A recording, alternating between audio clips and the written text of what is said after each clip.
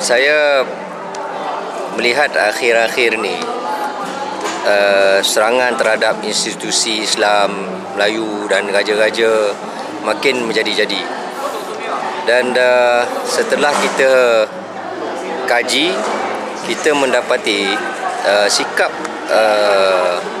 anti-Islam, anti-Melayu, anti-raja, anti-perlembagaan, anti pihak berkuasa dan lain-lain ni timbul dan makin menjadi-jadi kerana berlakunya perpecahan di kalangan orang Melayu, khususnya dari segi politik, menyebabkan mereka bukan saja mengambil kesempatan tetapi merasakan bahawa tindak tanduk mereka ini tidak akan dikenakan tindakan.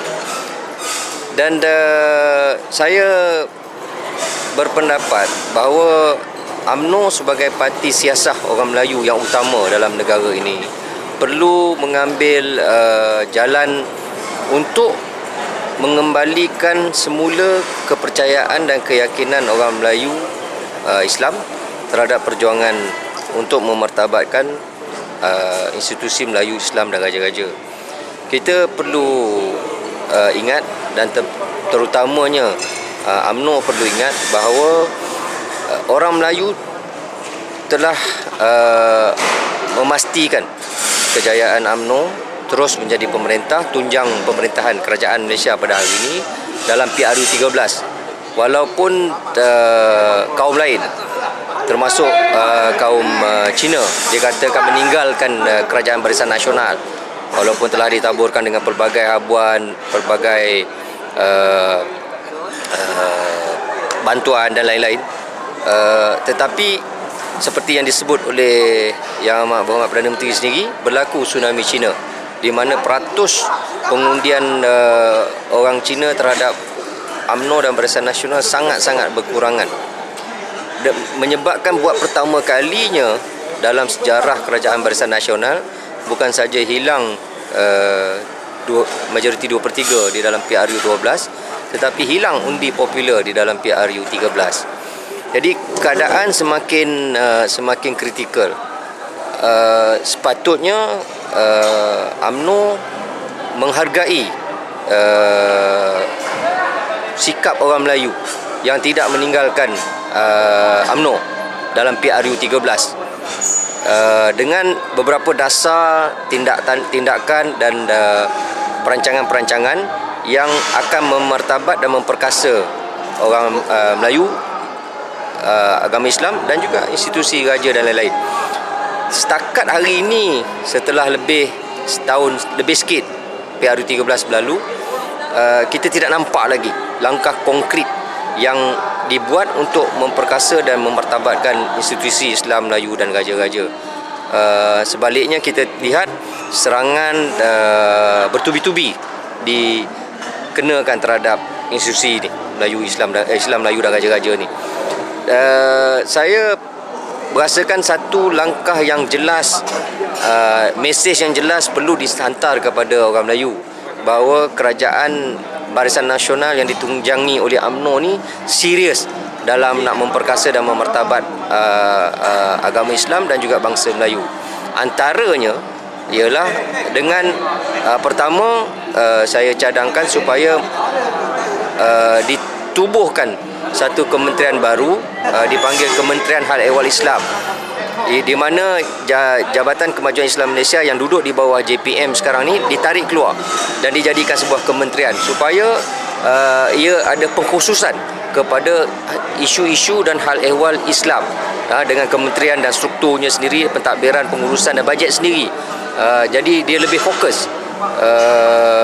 Kedua, saya cadangkan bagi orang Melayu memperkasa dan memartabat orang Melayu ialah dengan menubuhkan satu kementerian ataupun menghidupkan semula Kementerian Pembangunan Usahawan. Kerana kita lihat hari ini tidak ada satu badan induk yang khusus untuk memajukan dan membangunkan dan memperkasakan terutama golongan usahawan Melayu. Dan kita lihat contoh seperti GLC ini sepatutnya membantu dalam memperkasa dan memartabatkan usahawan Melayu. Tetapi kita lihat hari ini seolah-olah persepsinya hari ini GLC dah jadi autopilot, dah jadi badan sendiri dengan pengurusannya yang kepala sendiri, pemikiran sendiri yang kelihatannya tidak membantu kepada membangunkan dan memperkasa ekonomi orang Melayu. Sedangkan dahulu ada Kementerian Pembangunan Usahawan yang mana menjadi badan koordinat dan memantau semua GLC ni kan. Jadi saya cadangkan supaya ditubuhkan Kementerian Pembangunan Usahawan ni untuk menjadi kementerian yang memantau dan menyelia semua GLC ini, diletakkan di bawah satu kementerian, satu menteri, supaya dia fokus dengan adanya kementerian yang tersendiri yang mengawal selia dan memantau GLC ini. Dia akan lebih fokus dan lebih terurus, dan arah serta hala tuju perjuangan memartabat dan memperkasa ekonomi dan usahawan Melayu lebih terjamin. Ini antara cara yang boleh dilakukan kerajaan sekarang untuk menunjukkan kepada orang Melayu, bukan sahaja setakat orang kata membalas budi orang Melayu pada PRU 13 lepas, tetapi lebih kepada looking forward ke hadapan, supaya usaha pemerkasaan dan memartabatkan Melayu Islam ni tidak tertinggal oleh arus perubahan ataupun arus yang disebut sebagai arus transformasi yang berlaku sekarang. So persepsi sekarang ni, kalau di bawah, saya pergi ke bawah hampir tiap hari sejak dulu lagi, kita lihat persepsi orang Melayu terutama generasi muda ni, mereka bukannya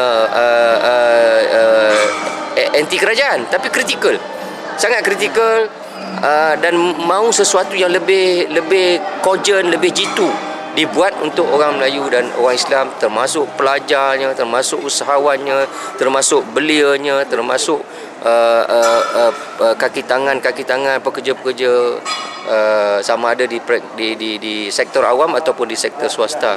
Jadi pada saya lah, setelah setahun lebih PRU 13 berlalu, dan kita hanya ada lebih kurang 3 tahun lebih saja lagi menuju ke PRU 14, pada saya UMNO perlu ingat bahawa hari ini kedudukan UMNO sekarang disokong oleh orang Melayu, bukan kerana orang Melayu sukakan UMNO, tetapi kerana orang Melayu tidak mahu alternatif yang lagi satu ni, iaitu orang Melayu tidak mahu Anwar Ibrahim jadi Perdana Menteri, dan orang Melayu tidak mahu DAP menjadi parti dominan di dalam kerajaan alternatif yang ditawarkan oleh pembangkang ni.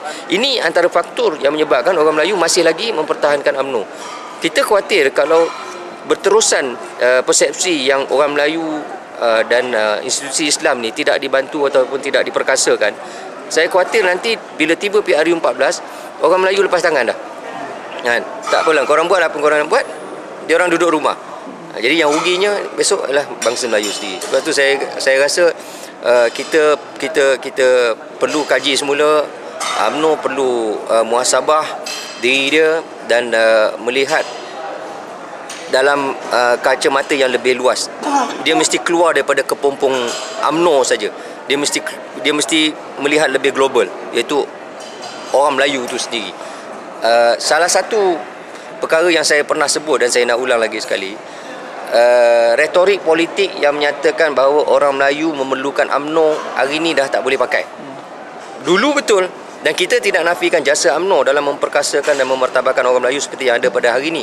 Tetapi hari ini pendekatan yang Melayu memerlukan UMNO tak boleh dah digunakan. Sebaliknya, saya percaya pendekatan yang lebih realistik dan praktikal ialah untuk diubah pendekatan itu kepada UMNO memerlukan Melayu. Bila disebut Melayu memerlukan UMNO, UMNO akan jadi pasif. Dia menunggu. Dia akan menunggu sebab orang perlukan dia. Jadi dia menunggu. Dia tidak akan proaktif dan dia tidak akan lakukan banyak program-program atau perancangan outreach. Dia tak akan buat tu sebab orang perlukan dia. Jadi mentaliti ni perlu diubah. Maknanya mentaliti sekarang ialah UMNO perlukan bangsa Melayu untuk survive dalam politik, dalam PRU ke-14. Bila ditanam dalam pemikiran orang dan pimpinan UMNO bahawa UMNO perlukan Melayu, maka mereka akan keluar. Mereka akan buat program outreach, mereka akan usaha sebaik mungkin untuk mendekati orang Melayu dan merencanakan dasar-dasar rancangan-rancangan yang lebih akan memperkasa dan memartabatkan bangsa Melayu. Jadi saya ingat pemikiran politik ini perlu diubah sekarang. Sebab selagi ada mentaliti bahawa orang Melayu perlukan UMNO, selagi itulah UMNO takkan berubah.